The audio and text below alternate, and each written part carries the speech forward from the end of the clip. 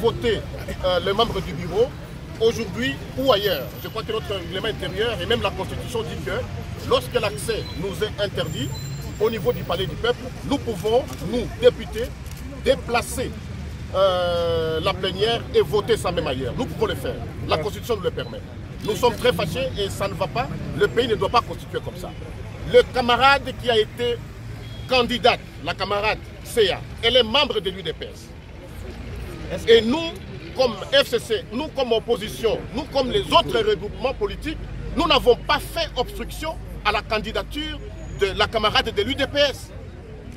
Et le camarade, l'autre là qui est au niveau des cours et tribunaux, il est également de l'UDPS. Nous constatons vraiment que les troubles qui se passent au sein de l'UDPS commencent à toucher l'Assemblée nationale. Et ça, c'est totalement inacceptable. Ça nous empêche d'accéder et nous ne comprenons pas.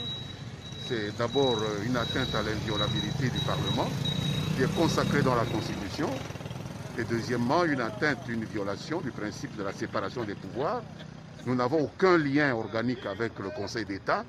Il peut prendre ses décisions, nous pouvons faire appel, mais il ne peut pas empêcher le Parlement de fonctionner. C'est totalement hors du droit et nous sommes tenus de respecter le droit parce que nous sommes dans un état de droit et nous irons jusqu'au bout. Merci, honorable. Bon, la police nous empêche d'accéder et nous ne comprenons pas. C'est d'abord une atteinte à l'inviolabilité du Parlement qui est consacrée dans la Constitution. Et deuxièmement, une atteinte, une violation du principe de la séparation des pouvoirs. Nous n'avons aucun lien organique avec le Conseil d'État. Il peut prendre ses décisions, nous pouvons faire appel, mais il ne peut pas empêcher le Parlement de fonctionner. C'est totalement hors du droit et nous sommes tenus de respecter le droit parce que nous sommes dans un état de droit et nous irons jusqu'au bout. Merci, honorable. Ah, vraiment pas, parce que cet homme ne changera véritablement pas, Lambert Mende. Il continue avec ses mensonges en vous regardant dans les yeux. Pour la petite histoire, Bandeko, Jean-Marc Abound a saisi le Conseil d'État qui a rendu son arrêt, demandant et exhortant l'Assemblée nationale à reporter l'élection du premier vice-président. Nous avons bien suivi cette audience et l'arrêt avait été rendu demandant à l'Assemblée nationale de surseoir à l'élection du premier vice-président. Et le lendemain, c'était le 11, l'Assemblée nationale, à travers ses avocats, a fait appel auprès du Conseil d'État par rapport à cette décision. Là encore, l'Assemblée nationale est en train de respecter la Constitution.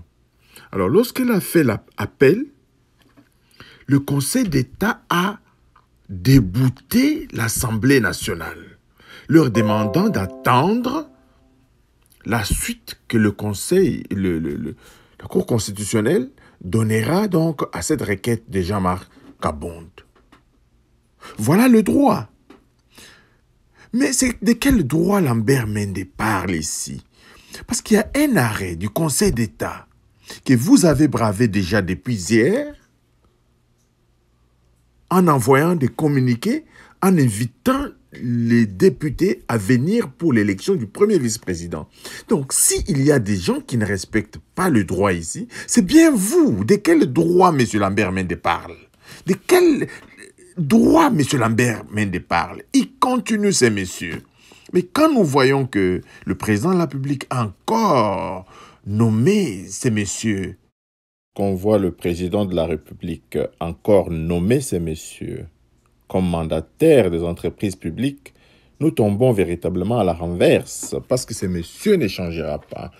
Il nous fait avaler des pilules amères. Le mensonge est une des caractéristiques de cet homme politique. Alors, Bandeko, et nous apprenons encore en même temps que Mabound a écrit sollicitant une augmentation de $2000 sur le salaire des députés. Nous voulons bien. Mais dans quelle société nous vivons? Dans quelle société nous vivons? Au moins, eux ont un minimum de salaire. Et ces médecins, ces enseignants, ces infirmiers qui tirent le diable par la queue chaque jour de leur vie. Et ces Congolais qui manquent les infrastructures de base. L'Assemblée nationale ne se préoccupe pas. Et pendant cette période de récession où on doit réduire le train de vie de l'État, Mabund demande une augmentation de 2000 $. Janine Mabund sollicite encore une augmentation de 2000 $ sur les émoluments des députés nationaux. Mais ce n'est pas un problème, l'augmentation des salaires. Mais cette injustice criante au moment où, avec cette crise du Covid, le peuple congolais tire le diable par la queue, nous ne voyons pas cette demande la bienvenue, M. Mabou. Nous voulons que nos députés soient bien payés, bien rémunérés, parce que ce sont les émanations de ce peuple. Mais en même temps, ce peuple que vous négligez par manque même des infrastructures de base pour le peuple. Nous aurions voulu que l'Assemblée nationale intime aussi l'ordre au gouvernement de construire les infrastructures de base, les écoles, les hôpitaux. Encore une fois, Bandeko, restons vigilants. Voilà notre pays où il s'en va. Abonnez-vous massivement à notre chaîne. Distribuez donc cette vidéo. Envoyez vos commentaires et nous y répondrons. Bye bye.